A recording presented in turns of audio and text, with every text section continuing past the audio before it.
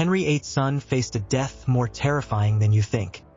When we think of Henry VIII's children, our minds immediately jump to the infamous Bloody Mary or the glorious Elizabeth I. But history has buried another Tudor child in its depths. A boy whose brief reign would expose a darkness that even his notorious father might have found disturbing. This is the story of Edward VI, the boy king who inherited the throne at just 9 years old. His transformation from innocent child to one of England's most authoritarian rulers reveals how absolute power corrupts absolutely, even in the hands of a child. The year was 1537, and Henry VIII had finally achieved what he desperately craved: a legitimate male heir. The birth of Prince Edward was celebrated across England as the answer to decades of dynastic uncertainty.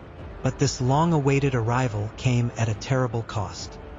Just 12 days after giving birth, Queen Jane Seymour died, leaving the infant prince motherless and making him even more precious to his increasingly paranoid father.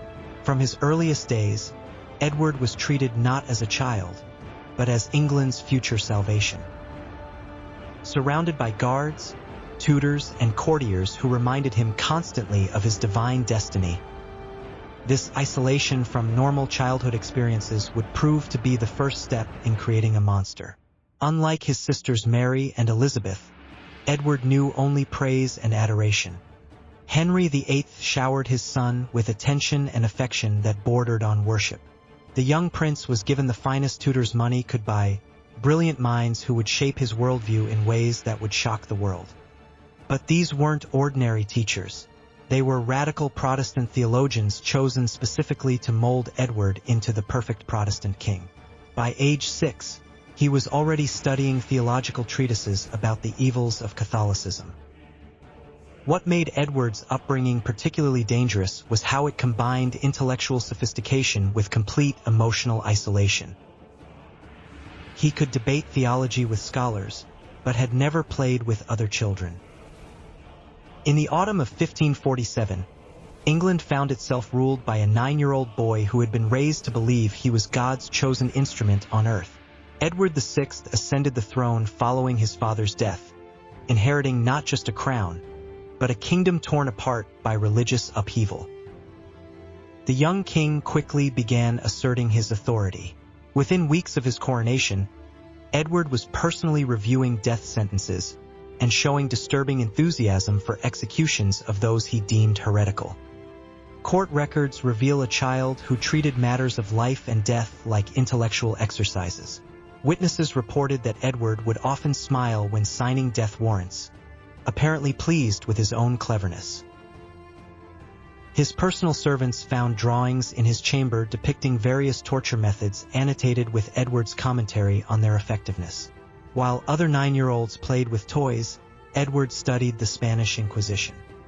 By age 10, Edward was personally composing sermons calling for the complete elimination of Catholic influence. He kept detailed journals of his reign, revealing a child who delighted in descriptions of executions and suffering. One unfortunate page who spilled wine on Edward's papers was forced to stand in the courtyard for hours while courtiers threw rotten food at him, all at the direction of the 11-year-old king. Edward's treatment of his own family revealed his growing sociopathy. To him, Mary was a dangerous Catholic who needed to be controlled or eliminated. Elizabeth was a potential ally but still a tool.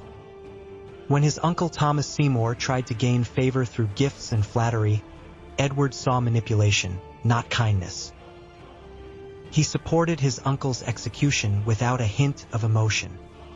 As Edward entered his 12th year, his authoritarian tendencies intensified.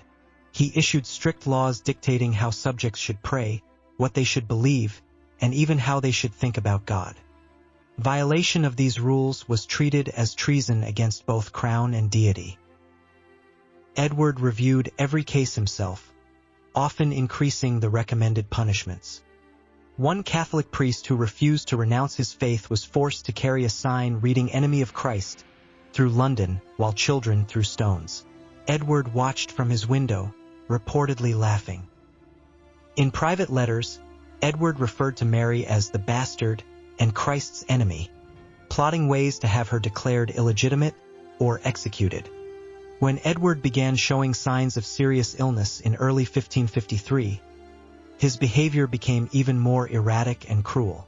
Rather than softening, he became obsessed with ensuring his Protestant reforms would survive his death. He conspired with John Dudley, the Duke of Northumberland, to bypass both Mary and Elizabeth in favor of Lady Jane Grey. His final weeks were spent drafting lists of Catholics to execute and properties to seize. Modern analysis suggests Edward suffered from tuberculosis and possibly arsenic poisoning. As his body failed, his mind burned brighter with religious fury. When Edward died on July 6, 1553, the relief among his courtiers was palpable. The boy king who had promised salvation had instead become a nightmare. Even committed Protestants welcomed Catholic Mary as a preferable alternative. Edward VII's brief reign stands as one of history's most disturbing examples of power corrupting innocence.